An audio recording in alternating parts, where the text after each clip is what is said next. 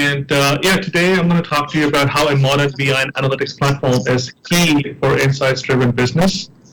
And to set the agenda, here's what I plan to do during the session. First off, I'm going to talk to you about the benefits, define what an insights-driven business is and why is it necessary to be insights-driven in the first place.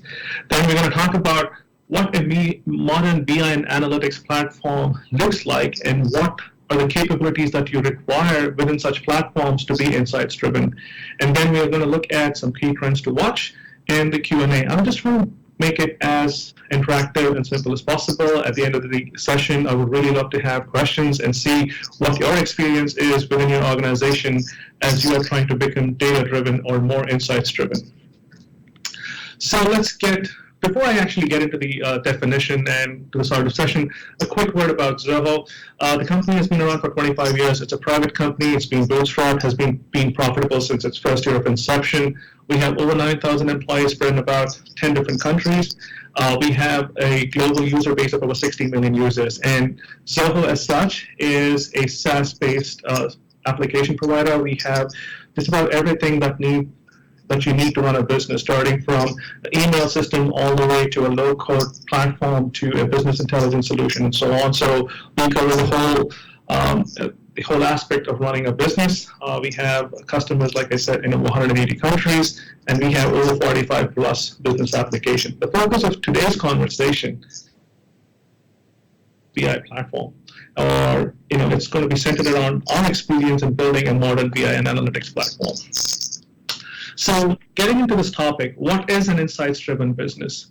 I define an insights-driven business as one that harnesses and implements digital insights strategically to create and drive growth and experiences. So experiences can be customer experience, it can be the digital experience, it can be the entire employee experience and so on. So the idea is to harness data to create processes or define or adopt processes to create such experiences within the organization.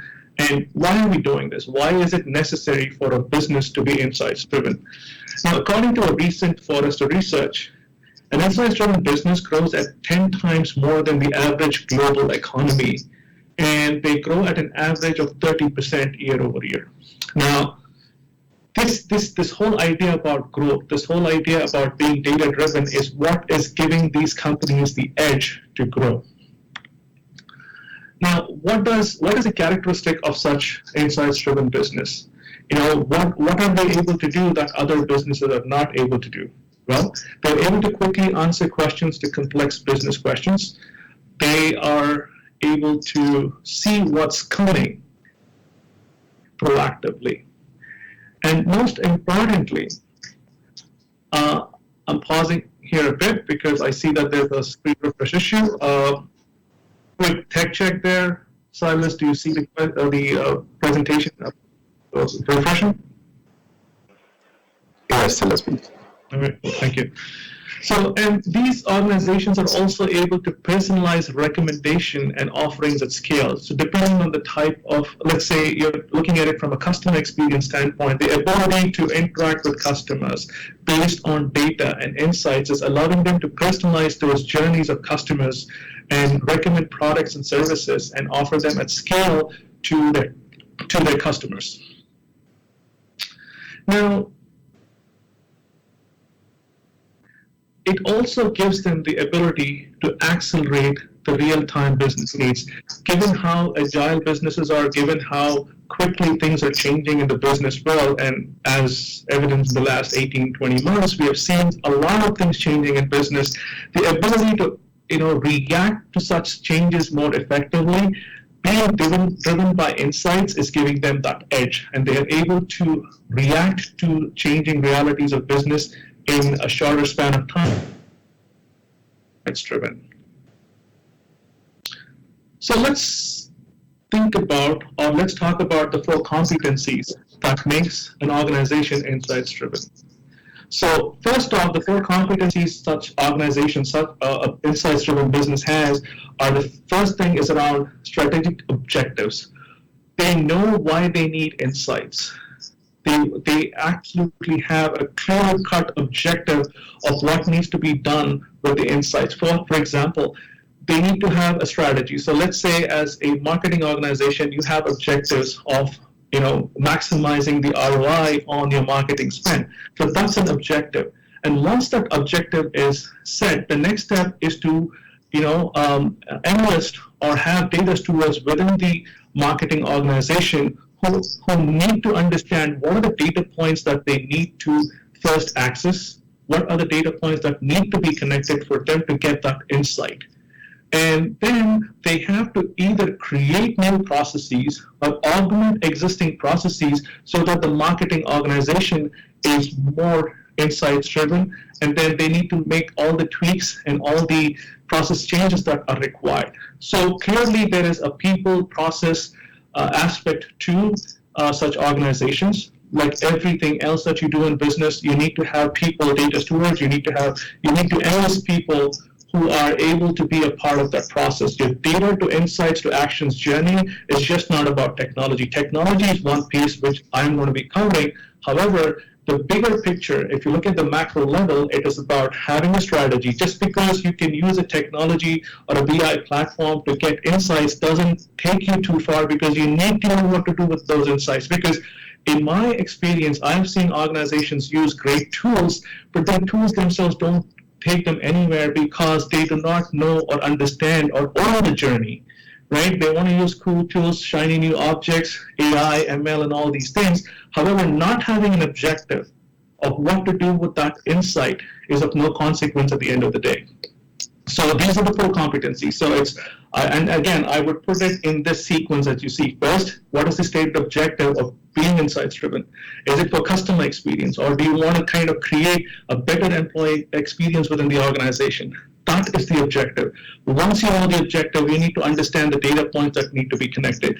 Then have people who are going to be data stewards, who know how to work with the data, and then create those processes for them to be, or the organization to be, more data driven. And finally, the technology piece, like I said, this is what I'm going to zoom into. So what I'm going to look into is, what are the technology aspects? What does a modern BI analytics platform need to have for it to make a business that's insights driven? So these are the core elements. So a modern BI analytics platform should have core BI capabilities, augmented ability, low-code, no-code capability, should have an architecture that is flexible, and it should also have things around security and compliance and aspects of governance that are covered. So what I'm going to do the next 15 minutes is delve deeper into each of these components or each of these capabilities that make an organization insights driven.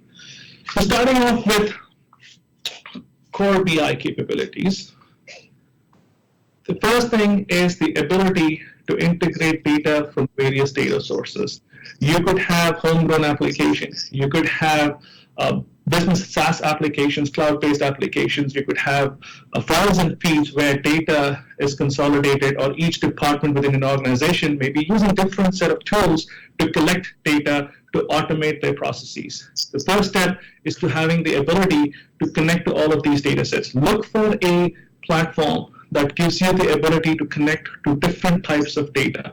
You could have, file-based data, you could have relational databases, you could have unstructured data. The question is, you need to be able to consolidate and get it into a system so that you can process it.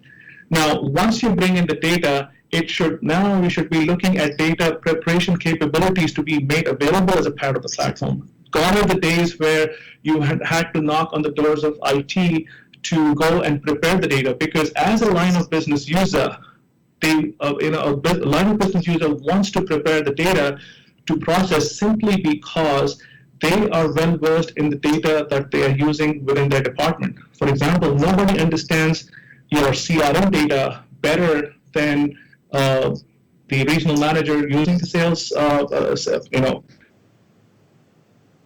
system. So they understand the data. And they want to know, they know the inconsistencies, they know the gaps in data, and they want to work on it. Now, the next step that you should also look for as a part of core BI capability is semantic modeling.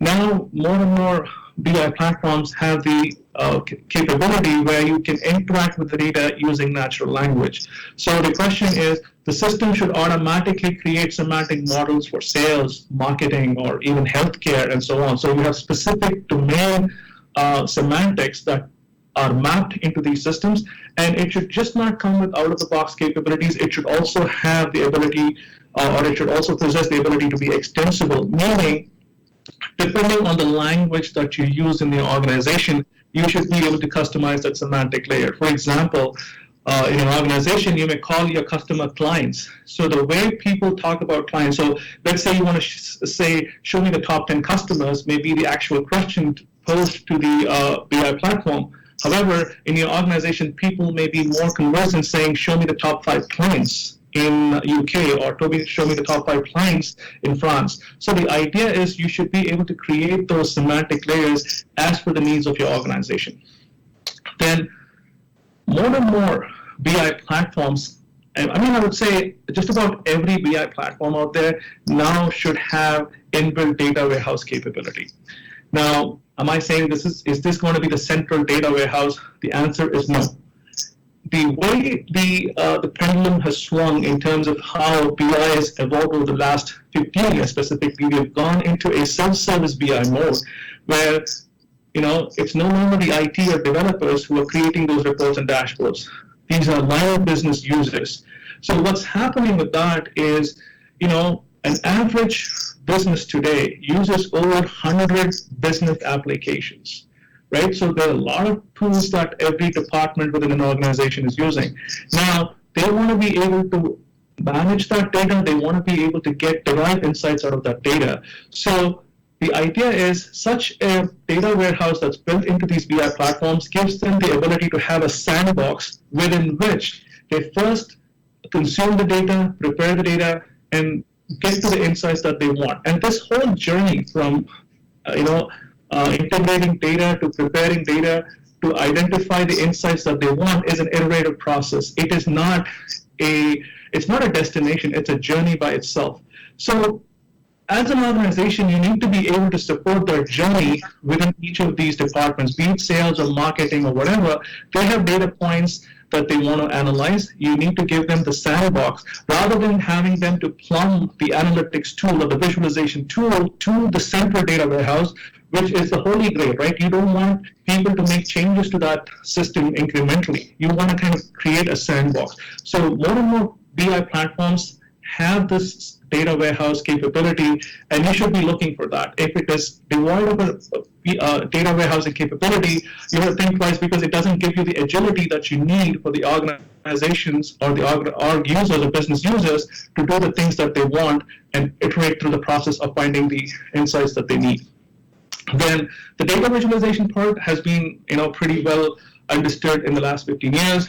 And then also the ability to interact with data. Gone are the days where you just say, hey, show me the report for top 5 customers, and then you have show me top 5 customers by region. You don't have separate reports. Today, you just organize that as a single chart, and you have the ability to drill down deeper from the top 5 customers to the top 5 customers by region. Everything can be done with point and clicks, and a user does not have to go back to a data analyst to say, here is the new report that I need. So the ability to visually understand data and explore data visually is a critical capability. Data storytelling is another aspect. Now, there are various with multiple definitions of what data storytelling is all about. The idea is all about consumption. How do you make the process of consuming data easy? For example, instead of having your users, business users, to having to log in to a BI application to understand the data or get to the insights, what if you can put all that insights in a canvas that they most understand most easily? For example, what if you can organize all these reports and dashboard into a presentation and share the presentation instead with them, rather than having them to log into a system to get to those insights? So data storytelling is one of those capabilities as to how you push the boundaries of consumption and push data literacy. At the end of the day, if the users are not coming to the data, It's the onus is on the organization to push the data to the users. So what are the ways to do that? So there are ways to do it, to assemble that. For example, today, you can actually use a drag and drop website builder within an analytics platform to create such, website with reports and share that website instead of having users to log in.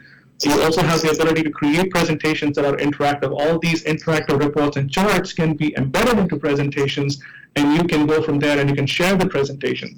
And now this whole presentation capability is interesting because now if you're looking into the exec meetings, instead of giving them presentations with static charts, you're actually giving them a presentation with live interactive report that they can drill down and do analysis or visual exploration themselves within a presentation. So it really pushes the boundaries of adoption within an organization. Also look for systems that have unified data management capability, because you have purpose-built BI applications. You have sales analytics, marketing analytics, and finance analytics as separate applications, but that boundary is also shrinking. You look for platforms that allow you to plumb data from a sales system, marketing system, and finance system, and also create connections between these data points so that you get a 360-degree view of your business from within a single platform. Augmented capability. Now, this is interesting. In the last 5 years or so, being in the BI space, we have seen a lot happening here. So from a self-service BI perspective, in the 1990s, you actually looked at the first pass of how things were done. You actually had to go to a developer or an IT expert to create those reports and charts and dashboards. It was not something that was easy for a line of business user to do. Then came the era of self-service BI, where you now have the ability where business users actually could interact with the data using drag and drop interfaces and get to the insights that they wanted. Now what's happening with the cloud adoption and the scale and elasticity that makes it possible for systems to analyze large volumes of data, we are then putting on AI and ML capabilities out there to push the boundaries further. For example, today, a line business user, right? They understand the data so much, they're not afraid of the data. They've gone to the point of becoming citizen data scientists within an organization.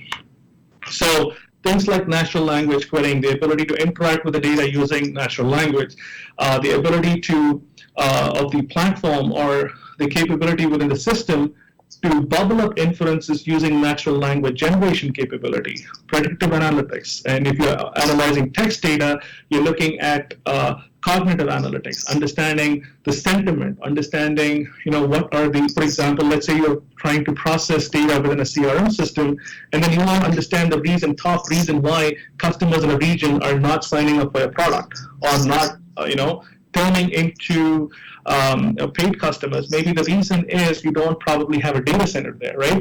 So what if we can bring the notes, all the sales agents CRM notes into an analytics system and say, what are the top reason? Give me the top reason why I'm not able to close deals in a certain region, and the system can give you that response. So those kind of capabilities around processing text and helping you to understand that data points or sentiments makes it even more compelling. So augmented analytics has really pushed the boundaries in terms of how best to not to just get insights, what actions can be taken on it also becomes more interesting.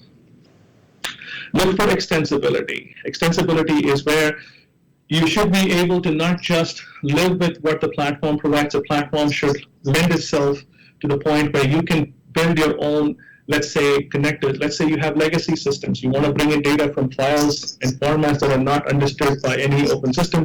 It should still allow you to create those connectors, to be able to connect to data sources, and to also for you, for example, let's say you want to create a vertical analytics application for, let's say, logistics and supply chain. You should be able to do it. It should give you the ability to go down to the point of deciding the kind of data that you want to plumb in, the kind of data preparation that needs to happen on top of it, and what kind of visualization would best render the insights to the line of business user.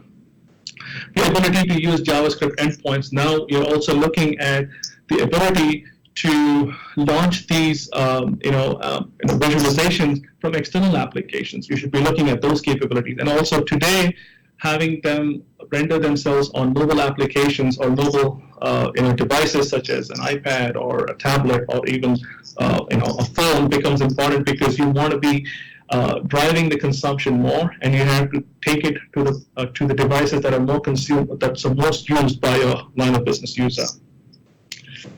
The no-code, low-code capability, again, a very, very critical capability, in my opinion, strongly, because what has happened is, you've always had these analytics apps, but then you've had to have all the line of business users to log into a new system. Let's say I'm a sales guy, I'm the regional sales manager for a region, right? Let's say I'm managing North America. For me to log into a analytics application, I see a friction there. My life revolves around sales. I live in my CRM system. I want to be able to get those analytics in the application that I live and reside on a daily basis. So having the ability to not just create the analytics around CRM is important. You have to push the boundary. You have to, like I said again, the point is drive consumption and drive literacy, because you need to take the insights to the point where the consumer is. In this case, the RSM of North America, I need this inside my CRM system. So I should be able to look at these insights in the context of the application. I call this in-context analytics. And then actionable, because right now, if I am inside my CRM and I'm looking at my revenue numbers or sales agent performance, I can quickly take an action right from within my CRM system. Right? So that's the idea. So you got to kind of push insights into applications from where actions can be taken more easily. And also look for out-of-the-box analytical applications. Today, a lot of vendors out there give the capability around automatically creating domain models for CRM analysis or financial analytics or marketing automation analysis. You don't have to necessarily look for a data analyst who can create those models. And yes, you will always need augmentation to those existing models, but platforms out there provide everything out of the box today. From an architecture perspective, again, cloud-native applications are easy to adopt. The total cost of ownership is reasonable, and so on. But let's say if you're in a regulated industry, look for systems that have cloud-based offerings, on-premise offerings, because again, I've seen a lot more and more healthcare in organizations have always started to trusting on-premise analytics applications. So the same application can be hosted on cloud, it can be hosted on-premise, it can also be a hybrid model. And then if you're going the extra mile, if you're on platforms such as Azure or AWS or Google Cloud, then there are vendors out there who make their application, the full stack, available as a Kubernetes so that it can be deployed as a Docker image or a Kubernetes image and so on. And then as you deploy them, there are multiple options again. So if you actually look at going hybrid, let's say if your organization has decided to go with AWS and all the applications should be on AWS, yes, the analytics platform is available. It is available in full stack, meaning you can have the data warehousing capability, the analytics engine, the visualization engine, and the consumption layer, everything packaged as a full stack, and you can deploy it as is. Or there's also the option where, let's say you want to use only the data preparation capability of vendor A, and you want to use the visualization capability of vendor B, then these capabilities are packaged as microservices. You can use microservices of data prep from one vendor, the visualization or rendering engine of another vendor as the second microservice, and bring it together. And then from a scale perspective, clearly when I talk about elastic scale, if you're deployed on cloud, then you automatically have it. This is a very important aspect when you start looking at end-to-end business analytics, because you don't know at what point you're going to consume more volume of data that you need to run your business or to get to your insights. Now, this is, again, from a security and compliance perspective, look for vendors, look for platforms who put security and privacy first. Look for vendors who have certifications around SOC 2 Type 2 compliances, ISO certification, and compliances around GDPR. Obviously, it's the holy grail as far as Europe is concerned. But if you're in healthcare industry, then look for vendors who have HIPAA compliance, and be always on the lookout for vendors who have compliances, because this is a significant part of what you're doing as a part of this whole journey, because you want platforms that are compatible and are compliant with local laws and regulation. So I'm almost at the end of my presentation. Key trends to watch. I'd say look for augmented capabilities that are augmented analytics capability that are relevant for your organization. If it's around data preparation, for example, if a self-service data preparation platform can help you to prepare data more effectively, for example, it can automatically, let's say, tell you what the data quality is, what are the issues in the data that you have, and what are the remediation measures that can be taken on these data points. You have such platforms that are being made available right now for data preparation. From a analytics perspective, you have conversational capability, and then automated insights, where instead of a line of business user trying to explore data at different layers, the system is now able to bubble up inferences that can get them to their insights quickly. Now, why does it matter? Why does automated insights or natural language generation matter? Simply because the faster you get to an insight, you are able to decide if that insight is effective or if that insight is even actionable. And the whole idea is how quickly are you able to get to a point where you're able to take an action is important in this whole journey. From data to action, to insights to action, the velocity or the speed at which you get to action is what really gives you a business differentiator here from a competition perspective. Look for unified data management and analytics capability. Again, I bring this up, I said this earlier. Look for vendors who are not just best of breed analytics app or providers for a specific type of business. Look for someone who provides the full bouquet of service from a data management and analytics perspective. Data storytelling is an interesting capability. Like I said, how do you make it easier for users to, or business users or people within the organization to get to data? The point is you take the data in a consumable format to them in formats that they understand most easily. Look for capability around embedding these insights that are packaged in a report or a dashboard into business applications natively. Like I said, it can be taking it to a customer service agent's ticketing system or the CRM system or the marketing system. Look for such embedding capability. And also the interesting aspect there is now there is whole movement in the BI and analytics platform area where we're looking at not just embedding the visualization, but then taking action. Imagine something like this. Let's say I'm running the marketing for an organization and I am having a specific spend on Google and I have 40 or 50 campaigns that I'm running for my business. And if I have a dashboard that tells me here are the top 5 performing campaigns, and from an ROI perspective, from generating the leads to converting them into paying customers, if I have the end-to-end ROI, and this chart is shared with me, I have the top 5 and the bottom 5 campaigns that are generating revenue for my organization. Right from within the visualization, I will be looking at, let's say I'm looking at the bottom 5 campaigns. I can stop those campaigns from within my marketing application. I don't even have to log into my Google Ads to stop those campaigns. So that kind of integration is being worked on. A lot of movement that's happening out there, where it's just not insights, but then also drive an action from within the insights layer. KPI monitoring in terms of what are the top KPIs. So again, this can be the augmented capabilities are helping organizations to identify what KPIs to monitor and how this KPI is affecting their business and so on. So with that, I come to a close on the presentation part. Happy to take any questions at this point. Thanks very much to LSP there. No questions on the Slido, LSP, so you can stand down, but thank you very much indeed, much appreciated. Thank you very much, Claire, and for all those who are out there, do meet us at stand 320. we have people from Zoho who will be more than happy to show, and our partners will be more than happy to showcase the capability of Zoho Analytics. Thank you. Lovely. Thank you so much.